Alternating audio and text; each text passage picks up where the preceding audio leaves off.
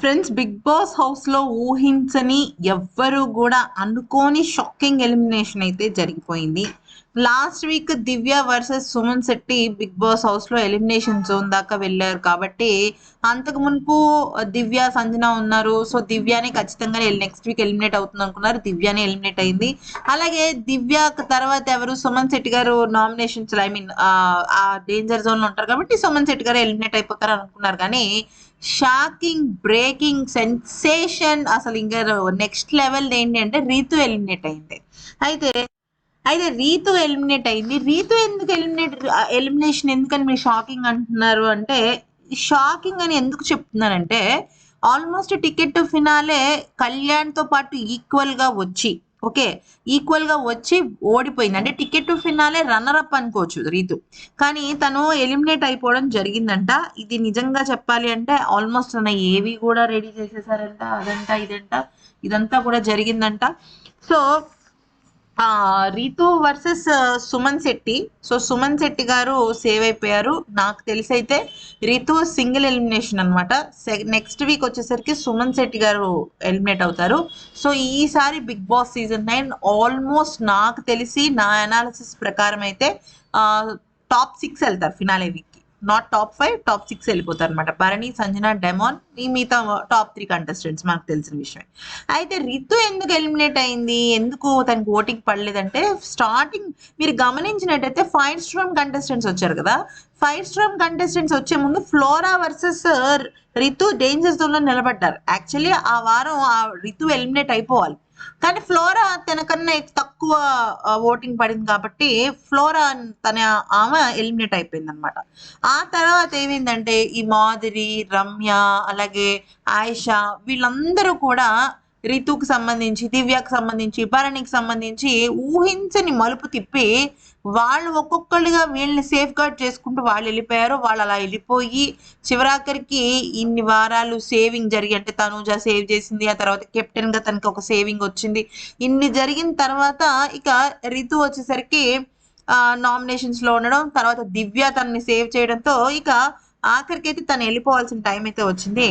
నిజం చెప్పాలంటే రితు మంచి గేమరే. ఎంటర్టైన్మెంట్ పరంగా కూడా తను బాగానే ఆడింది.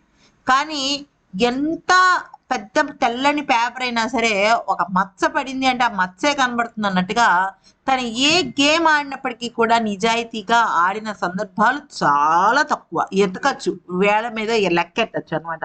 ప్రతిదీ కూడా కన్నింగ్ స్ట్రాటజీనో, లేక ఫ్లోరాతో ఆడింది కానీ, లేకపోతే సంచాలక్గా కూడా తను చేసిన కన్నింగ్ గేమ్స్, ఆఖరికి హోస్టే అమ్మ తల్లి నువ్వు అసలు సంచాలక్క వద్దు అని నేను రిక్వెస్ట్ చేస్తున్నా బిగ్ బాస్ కి అని చెప్పాడు. ఎందుకంటే ఇన్ని ఫౌల్స్ ఆయన చూసి తట్టుకొని జడ్జిమెంట్ చెప్పలేక, అది ఫస్ట్ భరణి గారి టీ షర్ట్ దగ్గర నుంచి నిన్న జరిగిన అదే భరణి గారికి సంబంధించిన టికెట్ టు ఫినాలే టాస్క్ లో రింగ్ దాచేయడం వరకు అబ్బబ్బబ్బబ్బబ్బా ఎన్ని అంటే ఎన్ని.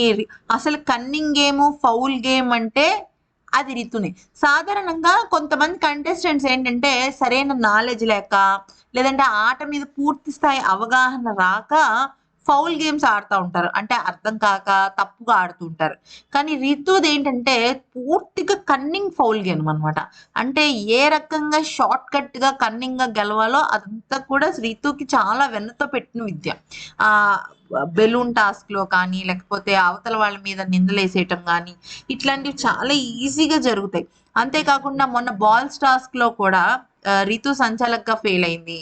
ఆ తర్వాత తర్వాత కళ్యాణ్ కెప్టెన్సీ విషయంలో కూడా కళ్యాణ్ ఒక పక్కన తన బెస్ట్ ఫ్రెండ్ అయినప్పుడు, ఓకే, కళ్యాణ్ తో తను ఏం మాట్లాడాలి, ఒరే నేనైతే నేను వస్తే నేను కానీ డెమాన్ కానీ వస్తే నేను తీయం, నువ్వును మన తనెవరు శ్రీజ వస్తే మీ మా ఇద్దరిని తీయకండి, మిగిలిన రామునో ఇమాన్యుల్లో తీసుకుందాం అని చాలా క్లియర్ గా తను చెప్పేసి ఉన్న ఆ శ్రీజకి బాగానే ఉండేది. తర్వాత ఏమైంది, శ్రీజ మీద అనుమానమో తెలియదు, ఎవరి మీద అనుమానమో తెలియదు, కళ్యాణ్ తీసేమంది. సో కళ్యాణ్ తీసేయమన్నాం అంటే ప్రతి ఒక్క చోట తను ఎక్కడంటే ఎలాగైనా గెలిచేయాలి అనడానికి తను ఏ స్ట్రాటజీ అయినా వాడుతుంది, ఏ కన్నింగ్ ఏమైనా వాడుతుంది అనమాట. సో తనేంటంటే నాకు ఏం తెలీదు అని అనడం, ఫేక్ ఏడుపులు ఏడవడం. సాధారణంగా ఎవరికైనా ఒక ఎమోషన్ వచ్చినప్పుడు కళ్ళెమ్మట బడబడా నీళ్ళు కారిపోతాయి. నవ్వొచ్చినప్పుడు ఒక రకమైన ఎమోషన్, ఒక రకమైన హ్యూమర్ అనేది మనిషిలో కనిపిస్తది. ఎంత ఇదైనా సరే. కానీ రితు ఏడ్చినా, నవ్వినా కూడా దానిలో ఒక ఫీల్ అనేది ఉంటది. సో తను ఏడ్చినా కూడా బాత్రూంలోకి మైక్ తీసుకెళ్ళి ఏడవటము, ఏడుస్తున్నప్పుడు కన్నీళ్ళు రాకపోవటం, హైపరాది లాంటి ఒక సూపర్ సెలబ్రిటీ మంచిగా బిగ్ బాస్ ని గేమ్ అనాలిసిస్ చేసే వ్యక్తి కూడా నువ్వు ఏడిస్తే కన్నీళ్ళు వచ్చేటట్టు ఏడు, లేకపోతే ఏడవకు అని చెప్పటం, ఇవన్నీ కూడా ఆమెకి పాపాలు పెరిగినట్టుగా బిగ్ బాస్ లో వెనకాలంతా కూడా ఆమె నెగిటివిటీ అలా పెరుగుకుంటూ వచ్చింది. అండ్ బేసిక్ పాయింట్ ఏంటంటే డెమాన్ ఫ్యాన్స్ కూడా చాలా మంది రితు వల్లే డెమాన్ గేమ్ కింద పడిపోతుంది. అంటే డెమాన్ ఏంటంటే రితుని గెలిపించడం కోసం పాపం మిగతా వాళ్ళతో వైరం పెట్టుకోవటము, తెలియకుండానే తను కూడా ఈ కన్నింగ్ గేమ్ లో పార్ట్ అయిపోవటము, అలా జరుగుతూ ఉండటం వల్ల ఖచ్చితంగా టాప్ 3 కన్నా ఇమాన్యుల్ కన్నా కూడా డెమాన్ బాగానే ఆడాడు, జెన్యున్ గానే ఆడాడు కొన్ని కొన్ని సందర్భాల్లో. ఇంకా ఇమాన్యుల్ అయినా బ్యాక్ స్టెప్ చేశాడు, కానీ డెమాన్ తను నమ్ముకున్న రితు రిలేషన్షిప్ లో చాలా జెన్యున్ గా ఉన్నాడు. చాలా జెన్యున్ గా ఉన్నాడు. సో ఒక్కొక్కసారి ఇమాన్యుల్ కన్నా కూడా డెమాన్ బాగా ఆడాడేమో అనిపిస్తుంది. కానీ డెమాన్ గేమ్ పాడైంది అంటే దానికి కారణం రితునే. ఈవెన్ ట్రస్ట్ ఇష్యూ తన డెమాన్ స్వతహాగా తను ఎలాంటి స్వభావి అంటే మామూలుగా కొంచెం తక్కువ మాట్లాడతాడు.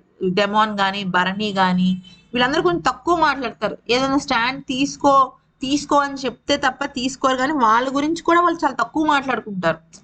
అందుకనే కన్ఫెషన్ రూమ్ కి డెమాన్ వెళ్ళినప్పుడు కూడా, సార్ నేను నా పేరెంట్స్ ఫోటో తీసుకోలేదని నా పేరెంట్స్ బాధపడుతున్నారేమో, దయచేసి బాధపడద్దని చెప్పండి అని తన గురించి చెప్పుకున్నాడు. కానీ రితు కోసం నేను ఆ పని చేశానన్న విషయం కూడా తను చెప్పుకోవాలి. అంటే తను ఓవర్ బోర్డ్ గా వెళ్ళడు, ఎక్కడ ఏదైనా కొంచెం సాఫ్ట్ గానే ఉన్నట్టు ఉంటాడు. అందుకనే నాకు అక్కర్లేదు సార్ నా పేరెంట్స్ ఫోటో, వాళ్ళ మా ఫాదర్ చనిపోయారు సార్ అని చెప్పేసి ఆటం అయితే జరిగింది. అటువంటి అబ్బాయిని కూడా నువ్వు నా కోసం స్టాండ్ తీసుకోలేదు, నువ్వు నా కోసం మాట్లాడలేదు, నువ్వు నా కోసం అది చేయలేదు, ఇది చేయలేదు అని చెప్పేసి చెప్పడంతో అంతా ఇదైంది. ప్లస్ లాస్ట్ వీక్ అక్కడ పై వీక్ సంజన గారు ఏదైతే రితు విషయంలో రైజ్ చేసిన పాయింట్ ఏదైతే ఉందో ఆ దెబ్బకి అది కాస్త రితుకి నెగిటివ్ గా మారిపోయింది. ఖచ్చితంగా అది నెగిటివ్ గా మారిపోయింది, సంజన గారికి అది పాజిటివ్ గా మారింది. ఇప్పుడు మీకు ఒక విషయం చెప్తా వినండి. బిగ్ బాస్ హౌస్ లో ఉన్న 8 మంది కూడా, 3 మినహాయించి మిగతా 5 కూడా జస్ట్ 1%, 2%, 1%, 2% తేడాతోనే ఉన్నారు వాళ్ళందరూ కూడా. సో అక్కడ ఏమైంది, ఆ 1%, 2% తేడాతోనే వాళ్ళు ఉండటం వల్ల ఏ గేమ్ ఏ రకంగా ఎటు యూటర్న్ తీసుకుంటుందనే విషయం తెలియట్లేదు. సో లాస్ట్ టైం సంజన గారు రైజ్ చేసిన పాయింట్ ఫ్యామిలీ ఆడియన్స్ కి, ముఖ్యంగా లేడీస్ కి చాలా ఎఫెక్ట్ అయ్యి, కరెక్టే కదా రీతు చేసిన కొన్ని నాకు నచ్చలేదు, అక్కడ అన్ని కుర్చీలు ఉండగా వెళ్ళి డెమాన్ వాళ్ళలోనే కూర్చోవాలా అన్న పాయింట్ లోకి వచ్చి సంజన కనెక్ట్ అయిపోయారు. రితుకి అది ఎగ్నెస్ట్ గా మారింది. ఎందుకంటే ఉన్న 10 మంది కూడా 8 మంది సంజనకు ఓట్లు వేసారు అనుకోండి, మిగిలిన 2 ఓట్స్, ఒక డెమాన్ కి ఒకటి సుమన్ కి పెడితే అక్కడ రితుకు దొబ్బినట్టే కదా మొత్తం ఓటింగ్ అంతా కూడా. సో ఆ రకంగా రితు ఎలిమినేట్ అయితే అయిపోయింది అనమాట.